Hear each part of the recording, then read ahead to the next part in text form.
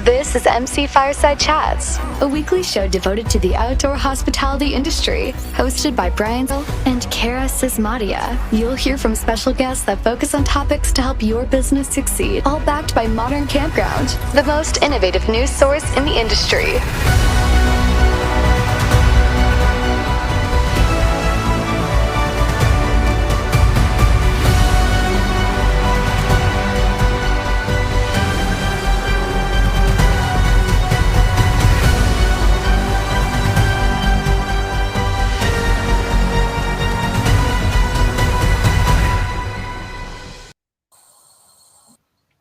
Good morning, everybody. Welcome to another episode of MC Fireside Chats. My name is Brian Searl with Insider Perks, here with a amazing cast of characters, as always, with Cara Csizmadia from the Canadian Camping and RV Council, Mr. Darryle Busa from Modern Campground, Editor-in-Chief. I am at a hotel in Canmore, Alberta. We're trying to see if I can actually have good quality audio and video for 1 week here.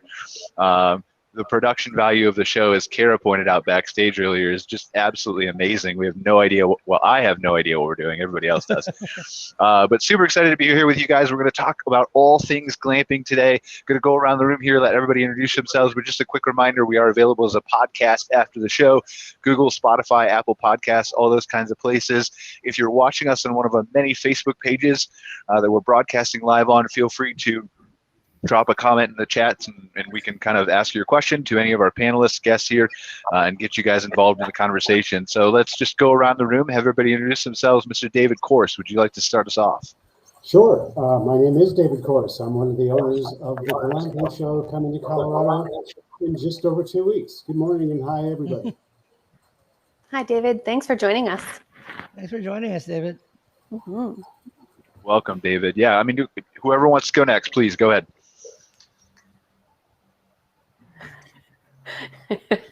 I feel like we have hesitation. Nobody. We have to actually. Okay, Mike and are Mike and Ann on here? Or are they still having problems with their audio? Yeah. No, they're there. Mike and Ann, go for it.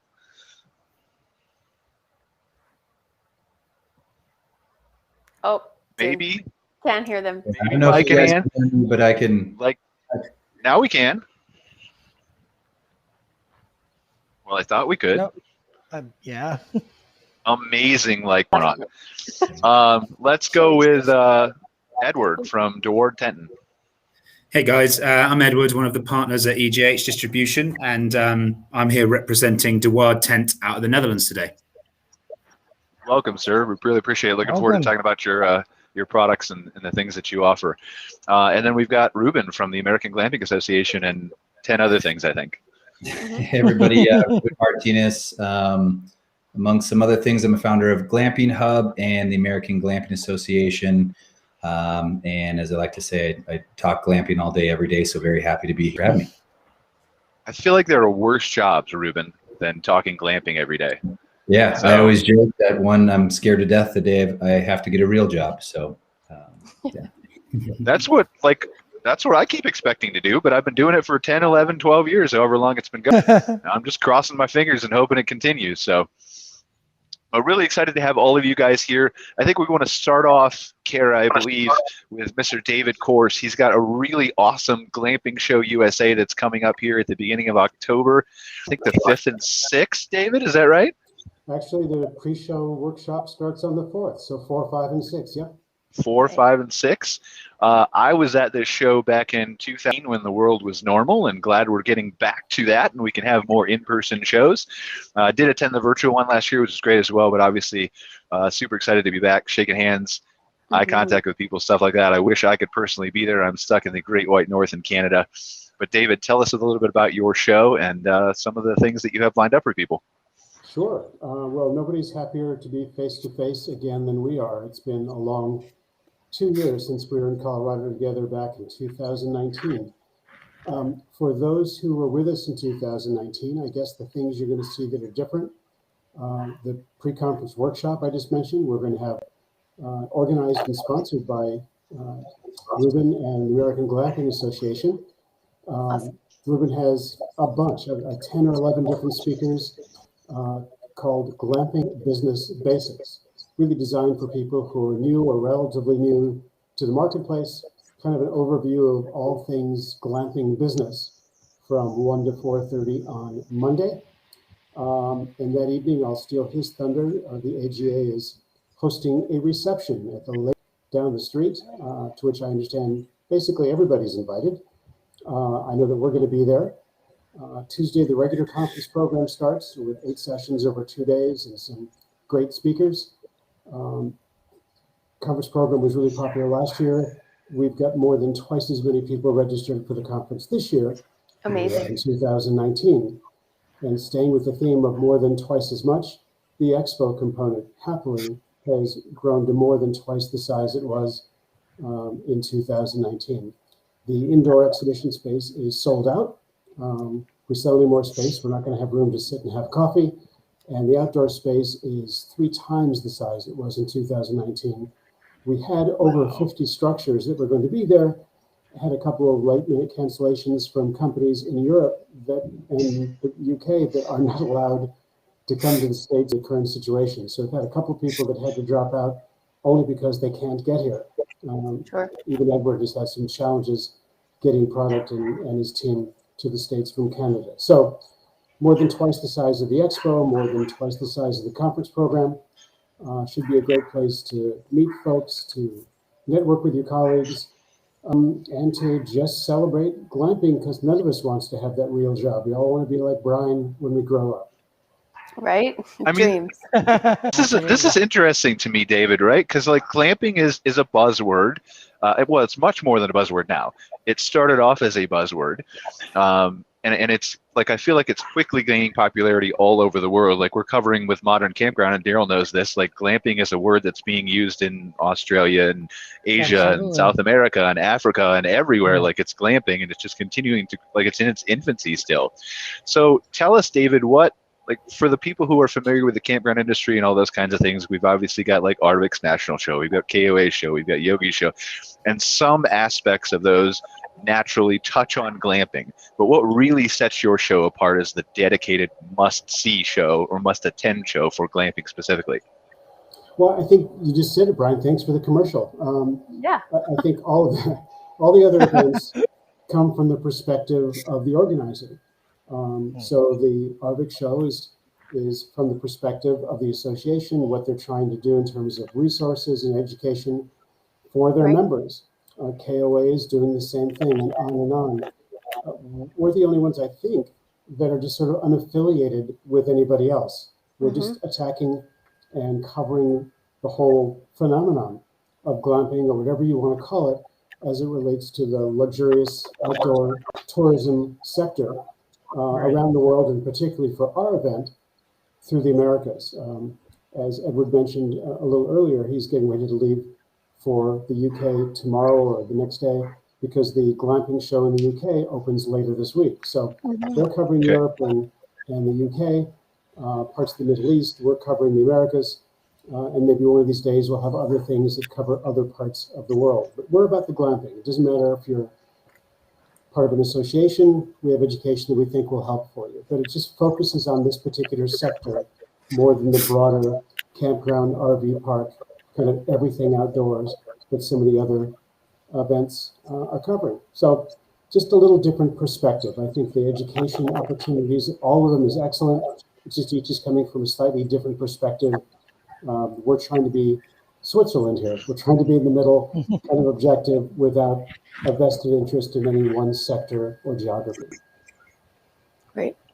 Awesome. Yeah. I mean, Fantastic. I wish I could be at your show. Looking forward to being back there next year. Just kind of that travel thing is keeping me from being there. But and I know we'll talk more about your show or your conference as we continue to go through this chat here in the next few minutes. But I do want to move on to a couple of our other amazing guests that we have here briefly. So we've got Reuben Martinez from the American Glamping Association. I think, correct me if I'm wrong, Reuben, but I think that somehow this is the first time that you and I have ever been face-to-face, either in a Zoom or virtual or anything like that. And I feel like that should have happened a long time ago with the great things that you're doing within the glamping world with Glamping Hub, as you said, and the American Glamping Association. So maybe start by telling us, Glamping Hub is consumer focused. So tell us, how did Glamping Hub come about and what is the goal of that? And then we can move on to the association. Yeah, we started Glamping Hub about, almost 11 or 12 years ago now, and there wasn't really anybody focusing on glamping within specifically the United States. But you couldn't really find an easy way to find information about good places to go, information around pricing, or even just to book. And so just early and decided to create a list of people to look at glamping operations and to book glamping sites all over the world. So we transact in over 100 countries. Australia, New Zealand, and Canada are big markets for us as well, and in Europe as well. But 70% of what we do is here in the United States. So it honestly started because information was fragmented and nobody could really go out and find this type of outdoor travel and information to book easily. And honestly, this is the way that I like to travel. This is my preferred method, being able to be outside in the great outdoors, but have a certain level of comfort. So at that point in time, I just thought I can't be the only one in the world who wants to travel like this, and so that was the birth of Glamping Hub. I feel like you've proven that to be a true factual statement now, instead of just an idea that there were other people like you. I know Glamping Hub has a tremendous amount of success, so just looking forward to seeing that continue and evolve. And like, how do you place yourself in the worlds of like the Airbnbs? I mean, I know there's a difference. You're focused primarily on glamping in the outdoors. Airbnb, just like the conferences, Airbnb has some of that. But how do you see yourself in that kind of landscape next to the Airbnbs and the Expedias long term? Yeah. Airbnb, for example, will always be focused on the apartments and city centers and those home sharing, and Booking.com will be focused on hotels. But our focus, and we believe our greatest value, is that we are providing a just direct focus on just this outdoor unique travel and glamping. And so campsites, we're not going to have hotels. We think that, and we're confident, we know from, over the years and over the decade that we've been doing this, that this will continue to grow at a rapid, rate. And to your point earlier, as you say, the word buzzword, I mean, since we've been doing this for over a decade, every beginning up until today, I've been hearing how people say do what they do, and they're very good at what they do, Booking.com as well. And we'll continue to put our heads down and just focus on providing unique experiences for people all over the world. Right. Ruben, I I'm think there's interested something. in hearing about. Oh, sorry, Brian. No, go ahead, Cara, please. Yes. I'm interested in hearing about the association and its background, how it got started, how old it is, what your membership base is like, those kinds of things. Yeah.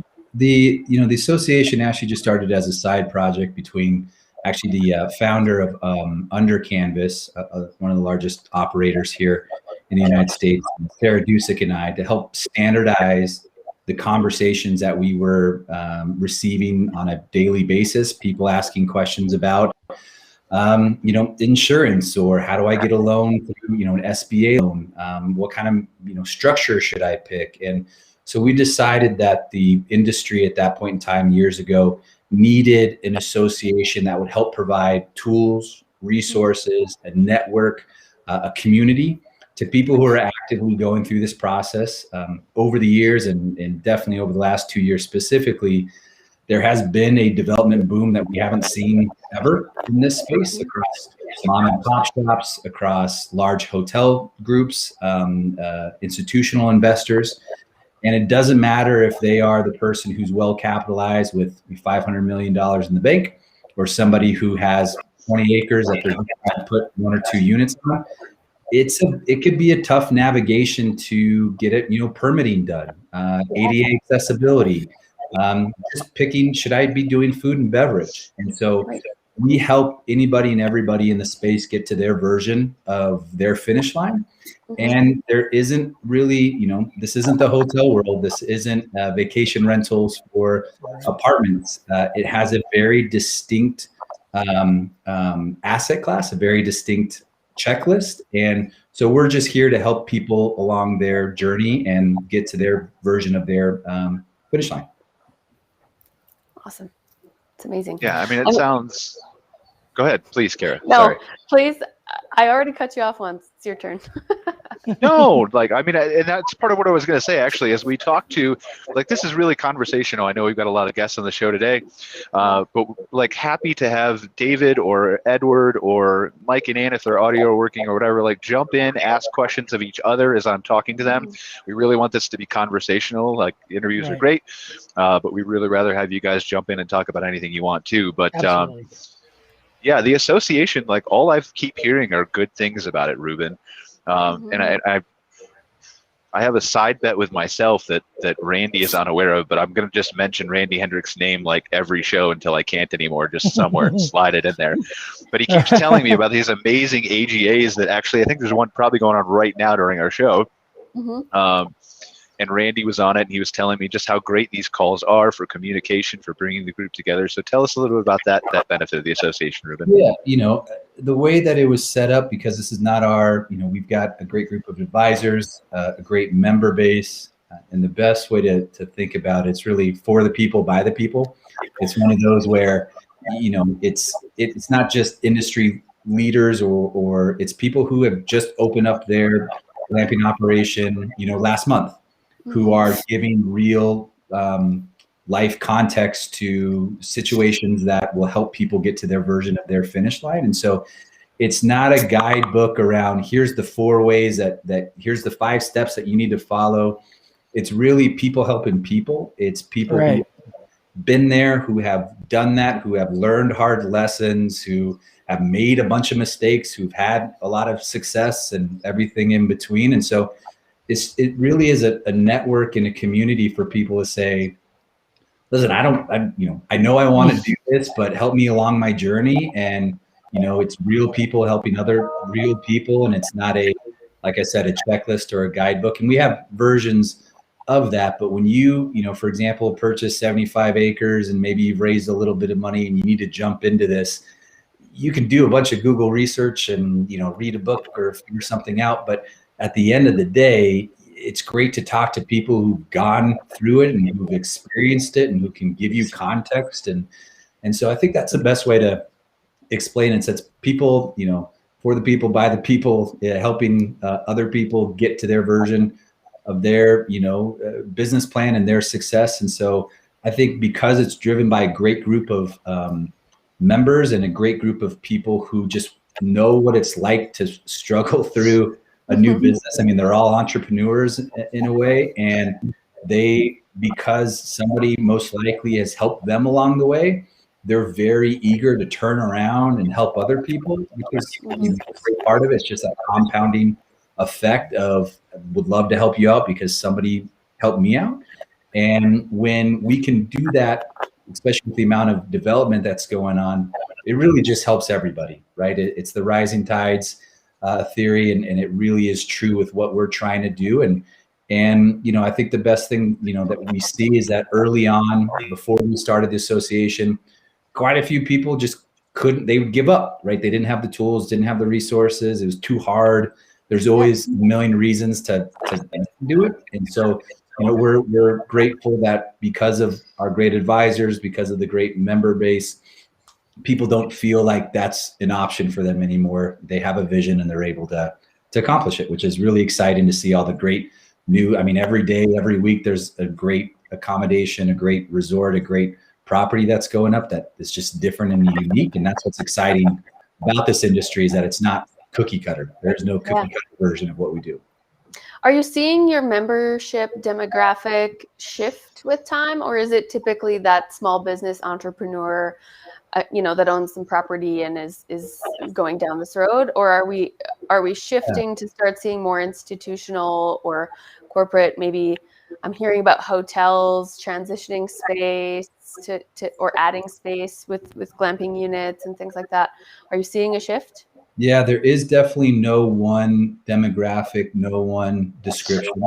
The amount of institutional capital has gone into the space over the last 2 years. I mean, it's not $1 million here, $1 million there. It's hundreds of millions of dollars at a time into projects. So it is definitely large scale institutional capital. It are it's hotel groups that are looking to diversify because they got hit really hard this last 2 years, and they want to make sure that their asset class and their product offering is a bit more, pandemic proof, if you will. It is the person who inherited 5 acres. It's the person who wants to have 10 or 12 of these operations across the United States or even globally. It's the person who's straight out of college. It's the person who's trying to retire. It's the person who side hustle turned out to be a lot better than their day job. Right. And it's literally, there is no one bucket, no one demographic. And, that's really the cool part about what the glamping industry does provide in the outdoor space, is that you do have to have a level of kind of vision and uniqueness, but it does gravitate, towards anybody and everybody. There really isn't one description, which is one of the great parts about the industry. Well, and I think that's a big part of why it's not cookie cutter, is we have this really broad range of demographics contributing from all walks of life and all kinds of, amounts of dollars backing projects and things like that. Really contributes to the industry being super diverse and unique. And that's obviously such a big benefit to our industry compared to a lot of similar. Right. And, through the booking platform and Glamping Hub, we get to see on a daily basis what people want, what they don't want. Sure. And at the end of the day, it is a unique and experiential based travel entity in that, if people want predictability or a bit more of the same, they'll go to a hotel, right? Because for a hotel, you know what you're going to get, right? You maybe make your decision based off of, is there a continental breakfast or proximity to where I'm staying, or is there a gym? But with glamping, the difference is that really the accommodation is the destination. And what's different is that they book the stay first, and then they book everything else around it afterwards, right? They'll look at an Airstream. It's this emotional decision of, look, I can see myself having a beer or a glass of wine with that sunset, and then I can go fly fishing, or I can go rock climbing or hiking or mountain biking. And they book that first, and then behind that, they take a step back and say, oh crap, well, how do I get there? I need to book a car or a flight, and which is a completely different mindset than any other travel, in hospitality. Yeah, it's really kind of changed the perspective of our guests, which is incredibly cool. It just makes for a new experience, which is, sought after by so many of us. Well, and it's opened up a lot of new opportunities, right? And so as glamping becomes more widespread, as more people adopt it, as more consumers flock toward it, there are naturally a need for suppliers like Edward, who's on the show, to fulfill some of these needs for unique accommodations, unique experiences, to help kind of shape that. Yes, there's the Airstreams of the world, but there's all kinds of different tents and yurts and teepees and huts and all kinds of things. And so, Edward, tell us a little bit about what your company offers, kind of how you got into it and where you see your role evolving to. Oh, okay. So, we're a distribution company essentially, and we represent a couple of manufacturers out of Europe that didn't have anyone here looking after them when we got going. Main two being Waard, which is a company that's over 70 years old. Their main principles around groundbreaking design, exceptional quality, lifelong dependability, and then of course another key word that's kicking about, sustainability. So Waard control every aspect of their manufacturing process. So, and they are also, mostly tents and structures. They are made from cotton, aluminium, and then wood sourced from sustainable source of areas that we work with is called Creative Structures. Now, when we first started talking to David, we were hoping that we would come to the Glamping Show with every product that we have under the sun, but sadly, because of the current global situation, we're just not able to move around that easily. But what we really try and do is talk to people that are starting these resorts and build them some custom to what they want to have. We have a set range of products that you can choose from, but we want to be the company that people come to and say, I'm here, I'd like this, can you do it? And we want to be the company that says, yes, I mean, I'm not actually that far away from you, Brian. I was in the mountains at the weekend. I'm now back in Edmonton, Alberta. So what we're trying to do really as a company is get out there. We're brand new to North America, and show people that, there are alternatives to the products that are out there. And also there are companies willing to make something for you custom, which is us. Yeah. Where are your manufacturer facilities located? So at the moment, Waard and Creative Structures are manufactured out of the Netherlands in Europe. And there is a very strong possibility that within the next 12 months, both will be moved to here in Canada. Yay. Nice. Oh my gosh, Yeah. that's lovely. I have so many operators really looking to support Canadian-based manufacturer businesses, and I have a hard time finding good matches. So I am a champion of that. Please do that. Well, we're trying to skip. I will say this too, Edward.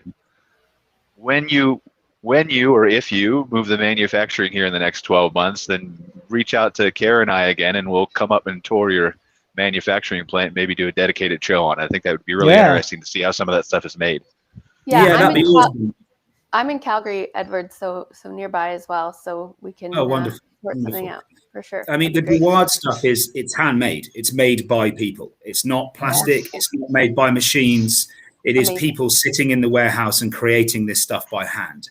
The Waard in Europe is a very, very well-known brand, and I know that in the glamping world, Dutch companies are held in a very high regard. It's just taken Waard a few years to get everything geared up to a stage where they want to move abroad, but they feel pretty strongly about when the time comes, shifting the manufacturing and cutting out the middleman, which is the shipping. I don't know who's dealt with shipping recently around the world, but it is an absolute nightmare. Yeah, absolutely. And also, let's be honest, its footprint on the planet is awful. And we're trying to build products from the earth for the earth. And the whole idea is that these products are sustainable. You can replace every single part of them, and they last for a lifetime. So that's where they're very forward thinking. And that's, I think, the direction that a lot of good manufacturers are going. They are moving towards, let's do things more locally. Let's try and create products that last forever. Waard are very unique in the fact that they own the whole of their manufacturing process. It is all made in the Netherlands, from the cotton to the canvas, to the wood, to the aluminium. So we are also in a unique position where we can be very competitive with products that usually are significantly lower in cost. And that would, and we're more sustainable doing so. So we see ourselves, we're brand new to North America. We haven't got much of a footprint here whatsoever. And we're really, really, really excited about what we could achieve. That's fabulous. I really think consumers are shifting their buying habits to be more conscious about sustainability. Well. Yeah. So, I really commend that stuff. That's, incredibly valuable to members. I mean, absolutely. Yeah, makes tons of sense. And Edward, on the design go ahead, Brian. Go ahead, Darryle, please. Sorry. No, we're just on a lag. No, I just wanted to comment on the design perspective of Waard. They look fantastic. Yeah, I love them. I just have to say, like the big oak tent, it looks absolutely fantastic. Mm-hmm. Yeah, I think to think that it's sustainable, that's just icing on the cake. That's great. It is. I mean, the origins for us are back just after the Second World War, where people couldn't really afford to go anywhere. And it's actually a sailmaker from the Royal Dutch Navy that created the first Waard tent. So we were very much campground based, an absolute staple across campgrounds in Europe. And we do actually have, in many ways, a bit of a cult following in Europe for our camping products, because they really are tents that you will have for a lifetime. And then basically all of our designs were a bit weird all the way through. They were quirky, different, and that's that we stand by. I mean, if it's going to come from Waard, it has to look different. We do have geodesic domes, but even our geodomes are very, very different to the other ones that are out there.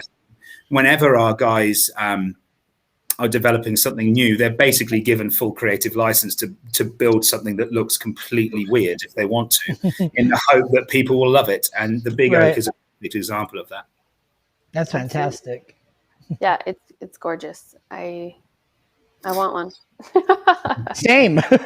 Same. You can share, like if somebody wants to pull up the website and screen I share. was trying. It wouldn't let me.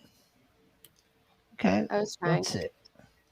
Well, if we get it up, we can share that because, yeah, I mean, again, more inspiration, the more things could do. Like these are the type of stories like Ruben was talking about the AGA and getting in. You know, Randy likes to use "in the trenches" as a phrase that I've stolen now, and using it for myself, right? But telling the stories of the owners and operators, telling the stories of the suppliers, what makes them different, where these things are sourced from, why they're sourced there. I think those are important stories that I know I would like to highlight more either on this show or on Modern Campground. And so maybe we'll try to connect you a little bit after the show, Edward, with Darryle, if you're interested, and see at least how you can get us your press releases and things like that. But just brainstorm some ideas about how we can help expand that reach for you and other manufacturers too, just to kind of tell that. That'd be fantastic. And there are so many fantastic manufacturers out there. There really are. And because of the growth, to echo Ruben, the growth in the market is ridiculous. So there's plenty of work to go around. And I know being in Alberta and Brian and Cara, you'll be able to echo this. I've seen people up mountains that I have never seen walking before. You know, it has been so busy in Alberta this summer and last summer with people wanting to get out. I can't see it slowing down. I really can't. Elk Island Retreat, just outside of Edmonton, is fully booked for the next 2 years. They've got four cabins and 4 domes. So it's something that I really think it's going to just keep growing and growing. Yeah, I agree. I mean, if there's one good thing that's come out of this whole pandemic situation, it's a greater appreciation for the outdoors, for being in nature, for being kind of one with that environment and your natural surroundings and stuff like that. It's you know, I mean, like I'm in a hotel right now. I'm going to flip my camera around, like, and you know. Also, I think like, we're sharing the how do you DeWalt's. Yeah. How do you legit like not appreciate that amazing view and want to be like, yes, there's a hotel here right in front of the mountain, but I'd much rather be in a tent up on that mountain, like a luxury glamping thing, right? Halfway up the mountain in the middle of them trees, like to walk out and have your coffee there and have that kind of experience would just be, I don't think you can beat that. Yeah, absolutely. No, I completely agree.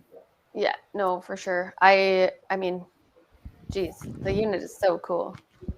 They're very different, and that comes in, you know, different sizes. That would sleep up to 6 people, but you can also shorten it if you'd like to. And the great thing about these is the only thing that will, you know, perish over time is the canvas, and that is completely replaceable.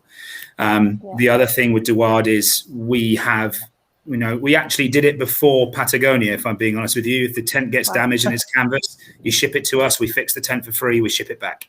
So it's another service that we do offer, and that's something that we will probably get going in Canada before the manufacturing moves.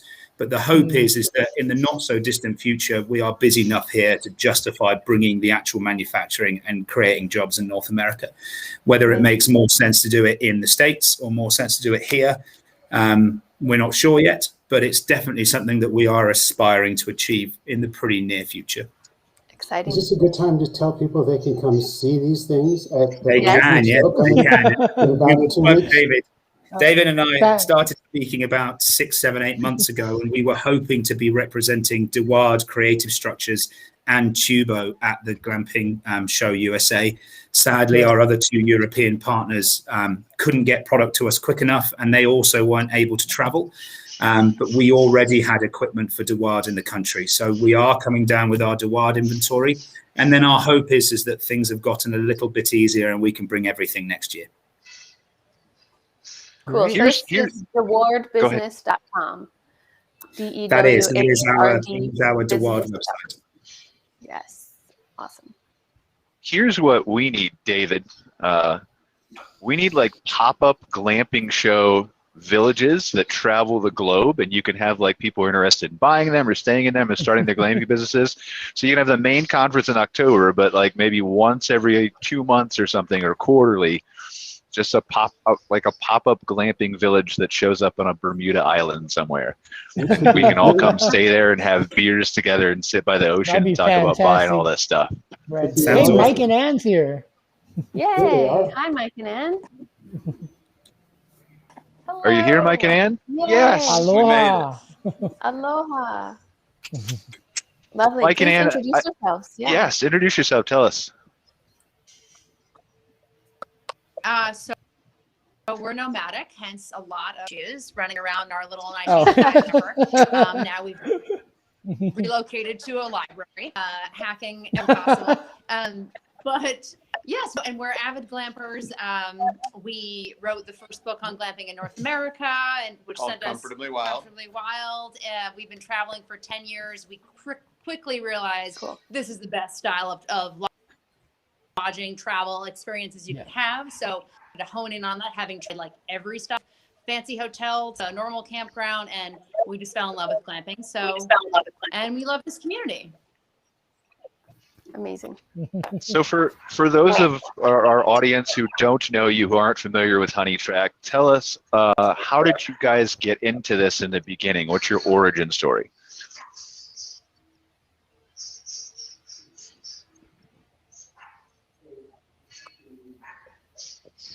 Did we lose them, or is it just me?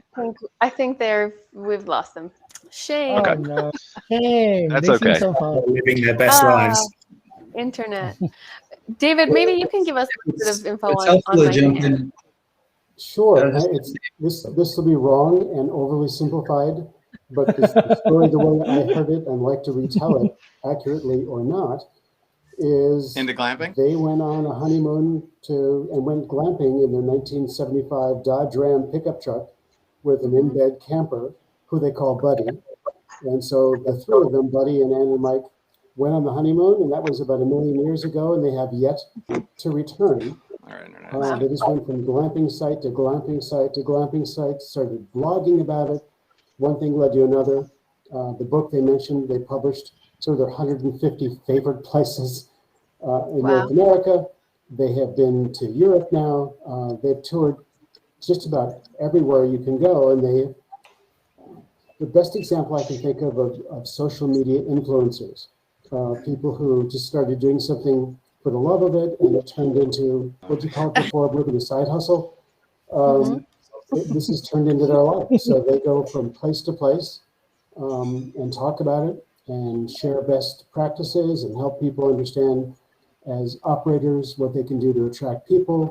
They're leading a session for us. They're the lead speakers in a couple of weeks about the guest experience. And that's really what glamping is about. It's the experience more than anything else. And they become passionate and expert about it. So they have about 1 zillion followers on social media. I'm not sure the right number, but it's a bunch. And they call themselves HoneyTrek because it's the trek they're taking on their honeymoon, which looks like it's never going to end. And I'm sorry they had communication trouble, and they can yell at me later for giving the wrong story with this impromptu, spontaneous Ann and Mike story. And Buddy will be in the outdoor exhibit area. That's where they're base. So the Buddy will be there. Awesome. They're doing what they hear there. If they repeat what they did a couple of years ago, then it's a place to stop and see them, get an autograph book, and even a glass of warm mulled wine if they're going to. Wow! Created the expectation. Hey, y'all. Do we have him back? Hey, we heard some of Yes. So David did a great job of telling us how you got started in the industry. Not sure how factual 1 zillion followers is on social media, but a lot, I'm assuming, is a good thing. And so congratulations on that success. Thank you. We're at about 300 on social, so pretty good Darn, following. that's a And lot. Like I said, we've been at it for full time without a house. Cool. So before we Yeah, it's our full-time chance running maybe group. losing you again, I'm sorry, I think we're just on a delay, so I don't mean to cut you off. So I'm going to say one more thing and then shut up and let you talk, and hopefully we'll get you. But tell us, like, how over the course of 10 plus years, how has your journey evolved as far as glamping goes? And as you see more of these companies, industry suppliers, people running glamping operations, both big, small, medium-sized, whatever, on different places, has your journeys and has your travel changed? It's funny because when we wrote the book about, glamping, the word like social distancing didn't exist. And it's amazing how, in the past 2 years that was a secret benefit of glamping we didn't think of. Of course, we love the outdoors and getting fresh air and running wild in the forest. But, who knew this would become such a value for, people who didn't even know about camping or glamping. They all knew that they were going to they needed that space and that escape. So that's really been interesting to see glamping evolve. And one interesting way it has, and we love, for us, like the places we chose for the book were really not about the fanciest glamping experiences, but the places with heart, people who were really like owners that were following a dream and share a world with guests. Can you still hear me? Amazing. And so, but then with the pandemic, that's an interesting challenge because I feel like that personal touch is now like a little bit taboo. People have gone a little away from, let me show you around. And, we've hugged, how many glamping owners have we hugged at the end, because it felt like a personal experience. So now we're kind of navigating how to make these experiences personal while still respecting personal space. And I think there's a way to do it. I think, but that's an interesting challenge and evolution of glamping. And another thing, asking about like how our journey's changed, how we've seen the industry change during the last, 8 years that we've been glamping around the world, is now since the pandemic, and even before the pandemic, this was starting, that people were kind of recalibrating their lives. They were thinking about the owners, from the owner's perspective, they were thinking about getting out of the rat race, getting back to their land, getting a deeper connection with, basically with their land. And they thought glamping was a good way to bring some revenue. And now with the pandemic, that's just increased, 2 or 3-fold in people thinking, hey, I'm done with the cities. I'm back on my parents' land. Let's set up a glamping camp. So we've seen a lot more of those pop up, which is really exciting. And yeah, we love working with those kind of camps to help them capture, because a lot of them don't come from hospitality. They just have a plot of land and they think, hey, for a couple grand, I can put some tents here, put it on Hip Camp, and I'll make lots of money and be a glamping camp. So it's always exciting to visit those people in their very nascent stage of development and help them build a real connection with their guests and just build a proper glamping camp. Cool. Right. So how does what you do fit in with what David does, with what Ruben does at the American Glamping Association? You mentioned consulting and helping people through the development process, so that's why I'm asking. Our specialty is really the guest experience. We've stayed at around 200 glamping camps and boutique hotels around the world, so we can sort of speak from experience to what works and what doesn't. And 10 years later, what is that thing about that safari camp in the Masai Mara that still sticks with us? Because I think if you can kind of touch people and do something a little different to make them feel special, they'll remember you forever. So that's the thing, is like we're drawing from a pretty large base of knowledge and experience that we like to apply that and then share with the industry, because we're really more of a consumer facing brand. We just want to show our HoneyTrek friends and fans that like how awesome glamping is. But when we start speaking to the Glamping Association at the Glamping Show, it's more about what have we learned and what can we share to pass on to make these glamping camps even better. And then another few ways that like we work with David and Ruben and just people across the glamping space is as journalists. Like there's a lot of glamping camp owners, there's a lot of product manufacturers, a few people who occasionally write about glamping, but like that's our beat. So we're journalists in this space. We go and review properties. We run for glamping.com. We write for Glamping Business, a regular column with them. So kind of from the journalistic, and then you mentioned consulting. We work in camps to help them elevate their experience. Third way, which again, I think one of the few people who do this, is to help promote and market these glamping camps. I already mentioned our audience, 350 followers. We'll leverage that and our social media storytelling at glamping camps, or test their products and promote that to our audience. Use our photography, help them with storytelling. And it's been really fun. We've helped camps who literally are just buying the land and thinking what this could be. Camps that are established for a year and they're just fine-tuning. Just camps that have been around for 10 years, and promote them to our audience. And so those are kind of big ways we work with the glamping community. Cool. Sounds fabulous. Dream job. I mean, it's definitely a needed service, especially as the industry continues to grow. So super excited that you guys are a part of that and here to help and excited to see where the future goes for this whole glamping thing, because I feel like the sky's the limit, and I feel like we're way down here, Right. and we're going to be way up here very, very, very quickly. And it's going to be thanks to people like you, to Ruben, to David, to all the other people, to Edward, to all the other people who are involved in this industry, hundreds and hundreds of people as we continue to grow. So I'm going to put you on the spot here, and I'm going to ask you, don't tell me the top 3 best places you've been, because best is subjective depending on what you want to experience and whatever, right? Tell me 3 places that are really, really unique that stand out to you, remembering it forever, right?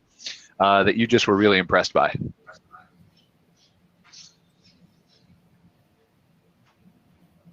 I'll go with a very recent example. We stayed there last week, so that's fresh. This is a really beautiful story. We were in Montana on Flathead Lake, the Flathead Reservation. So this was a Native American piece of the piece of land that they had was within their family for hundreds of years, and they'd always thought about sharing that land because it's all being developed around them. They said, no, we're going to keep this pure land and share our experience. I mean, teepees are being popped up everywhere, but culturally the Plains Indians and that part of the world use teepees. So that really cool. We stayed in a teepee. They do a traditional storytelling at the end of the night, and really felt like something. They weren't trying to overdo it. The accommodations were still pretty simple, but they were with, the Kootenai style of quilt. Learning about that in context of something larger was really, really special. I'll give a second one. I don't know if we need to do 3, but I'll give a second one, which still resonates with us even there probably 4 years ago. A place called Willow Farms, which is Washington State, right? Mm-hmm. And Oregon, women who just saw a piece of land they knew needed to be forested and bring animals back to that land. So they bought this huge farm, which I think was like 70 acres more, and they reforested it. They lots of history on it, and like pretty simple tents with outdoor showers, and they all get us to do goat trekking or harvest vegetables and see how a farm is really run. And I think a great place to go see where their food from. And they just kind of let us be a part of their world for a little bit. She was milking goats that morning, but for us to come join her and see it done and sort of shadow what they might think is a mundane day is something so cool, because access to us, glamping is a lot about access, and it's more the fanciness. It's like, so I don't know if it's just me, but you're breaking up still just a little bit. So Mike, could you say the name of that resort one more time that you were talking about? I think you broke up during this.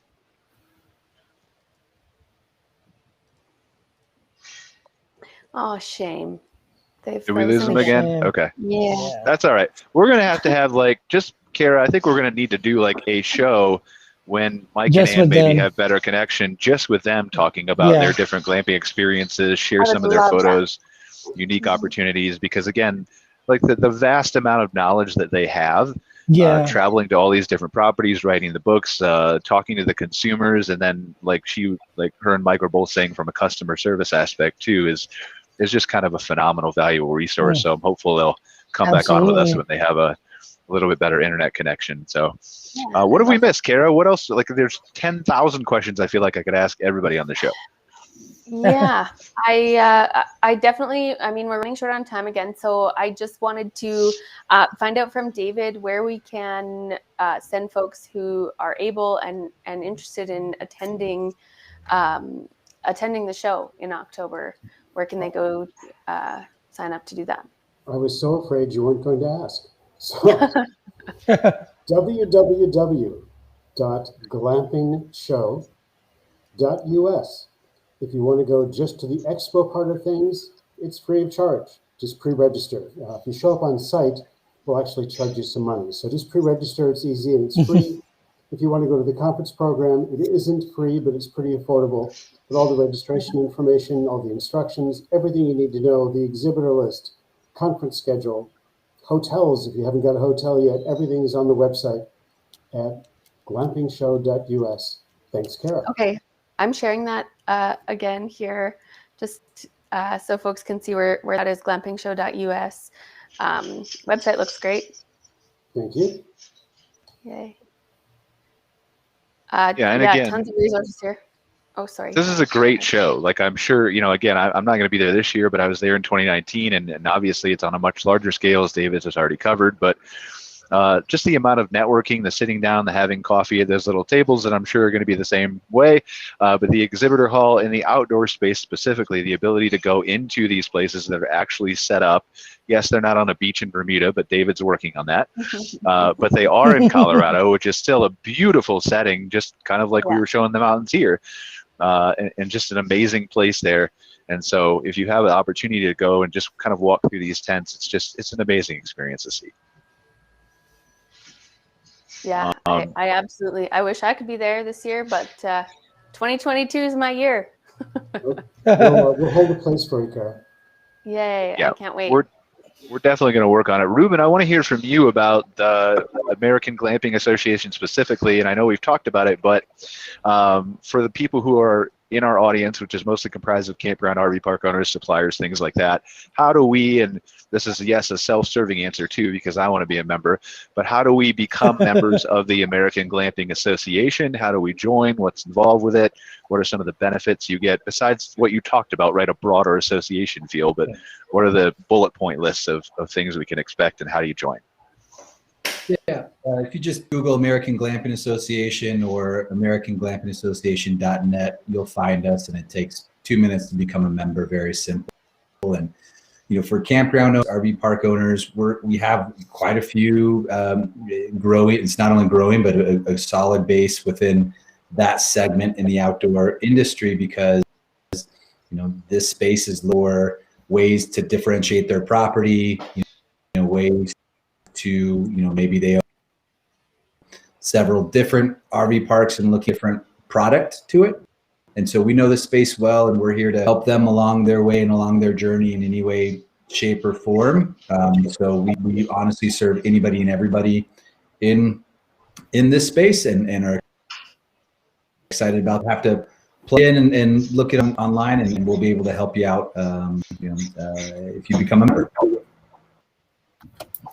And then tell people how they can participate in your weekly call. Now, we want people to participate in your call, but if you're going to have it at the same time as our show, I feel like my heart is torn in both different directions here. So, but tell them how they can join your call and get some information for that on a weekly basis. Yeah, once people become a member, they have access to our internal communication channel. So members 24/7, us and other members to crowdsource information, post updates about their organization, find information about kind of anything and everything. And a lot of our operators are obviously all busy during the day and can't make every conversation that we do, record them and just post them in our internal communication channel as well, so people can, whether you're an existing member, go back and watch it, or a brand new member, you can go back and watch every single speaker that we've ever had. Fantastic. Yeah, that's a great resource. And then David, real quick before I forget, touch on Glamping Business America's, is that right? Glamping Business America's magazine. Tell us briefly about that. Sure. It came out of what we did with the virtual event last year. We found that there were a lot of people who just physically couldn't get to Colorado and still had an interest in what we were doing. So we launched the magazine back in February. Issue number 4 is coming up as the show issue. We're actually going to print 1,000 copies and bring them to Colorado with us, so people will have a real magazine and directory for the show to hold. But it has content. Ann and Mike are regular contributors. We have several regular contributors, new contributors every quarter. It's 4 times a year.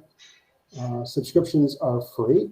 You can subscribe on that same website at glampingshow.us, and up on the navigation bar on top, it says magazine. You can read previous issues and subscribe. We have over 4,000 people subscribing so far, about 3,000 here in the States, a little over 300 in Canada, and about 500 that are in Latin America. And the last 150 or 200 are every place else. So people in the Middle East and Asia and Africa and all over the heck and gone who are also subscribing. So content for the business person who is in the glamping space, how-to tips, advice, lessons learned, suggestions, keep an eye out, things we hope will have business value. It's not designed as a consumer magazine. It's designed for trade professionals to try and help them between shows when we're not doing things in Bermuda with Brian to keep up, to see what's happening, and to have a source of information. So Glamping Business Americas. Awesome. Amazing. Thank you so much, David. And then Edward, briefly tell us with the Waard, logistically speaking, like we have Modern Campground. It's a global audience. We're growing our viewership in Europe and all those kinds of places, or readership, I should say. But disproportionately, we have more North American park owners and operators who watch us, read us right now. So tell us, what are the logistics involved with someone who wanted to get one of these sustainable glamping products that your different manufacturers offer? How do they go about doing that if they're located either stateside or in Canada? So the easiest way is to contact us straight away. We do carry inventory here in Canada. Sometimes it doesn't make sense for us for it to go from the Netherlands to Canada across the border into the States because of all the rules involved. So more often than not, we would just ship them directly from the Netherlands to the States. However, if you're in Canada, we do hold inventory. So the lead times and such at the moment, I don't think it matters which manufacturer you talk to. The lead times they're long at the moment, shipping and the prices of commodity, getting hold of things to build your resort, your new venture, it's taking longer than ever. So no matter which manufacturer you're talking to, I recommend you start talking to them soon. We have lead times at the moment. Some of them are as long as 5 months. So if you're looking to get something up for next spring and really hit the ground running, it's something that you probably need to be looking into sooner rather than later, regardless of who you choose to deal with. Right. Awesome. Thank you so much, Edward, for being on the show. Do we have Mike and Ann back? Nope. I don't think so. Shame. No, I thought I just saw him pop up, but that's okay. All right. They did. So we will get Mike and Ann's contact information. I think they probably have, obviously you can follow them on social media. It's probably. Yeah, they are at HoneyTrek on social media. So their Instagram account is fabulous to follow. They've got all kinds of great fun content there. I know they're on LinkedIn under the same at HoneyTrek. So follow them. Go follow them. Check them out. Yeah. Have them come visit your parks. Yeah, and like we said, we'll try to get them on another show later on because I do really want to deep dive into some of the valuable things that they can offer people. Like they were talking about the customer service, the consultation, stuff like that, and have them maybe share some photos and stuff like that with our audience. So, Cara, is there anything we missed before we wrap up the show? I know we're about out of time. Yeah, no, I think that's everything. I was really excited for this show. I can't wait to hear how the event goes, David. Yeah. I look forward to some follow-up there.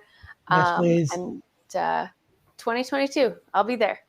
Yeah. I said that last year too, but cross your fingers. Yeah. We're just going to sneak somewhere. Can we say that live on the show? Can we just say we're going to sneak across the border? I feel like Biden's probably not watching. But maybe, I don't know. They're always watching, Brian. They're always watching everywhere. Well, it'll just be misdirection then. So we'll say live on the show which way we're going in, and then they'll all like swarm to that area, and we'll go to the other side and have a clear path. Yes. But anyway, looking forward to 2022, definitely. Looking forward to 2022 to be back together with all of you guys. Ruben, I definitely want to meet you face to face as soon as I can. Same. But would love to have further conversations with you again about how we personally, from Modern Campground, from Insider Perks, can join your glamping association and support that. But also how we can just kind of work together and maybe give you an even greater voice than you already have, because I feel like you're doing some really great things in the industry as well. So Thank you to everybody for joining us, to David, to Ruben, to Edward, to Mike and Ann, to Cara for being here as always, Darryle for being here as always. I think that's all we have for this week. Next week we are. So much. I think we're going to do a show on outdoorsy. Outdoorsy. So working We'll out have some Jen Young logistics of from that. Outdoorsy. Okay, perfect. So looking for, and what are some of the things we're going to talk about, Cara? Just very briefly, I know we're over. I'd really love to just touch on the peer-to-peer market and the ways they're working with campgrounds and operators to just expand access to the RV camping lifestyle to folks who maybe aren't owners, and expose the camping lifestyle to more folks out there in the world, and show them how amazing it is. Get them in our campgrounds. And our glamping spaces, and see what those spots have to offer. Awesome. Definitely looking forward to that. Well, thank you guys again for joining us. Really appreciate it. Thank everybody for watching another episode of MC Fireside Chats. We will see you next week with Outdoorsy. Until then, have a great one. Aloha. Appreciate it. Thanks, guys. Have a great. Thanks for watching this episode of MC Fireside Chats, hosted by Brian Searl and Cara Csizmadia. Have a suggestion for a future show or want to see your campground or company as part of an episode? Email us at hello@moderncampground.com. Join us next week for another episode. And don't miss the latest outdoor hospitality news and commentary from around the world at moderncampground.com.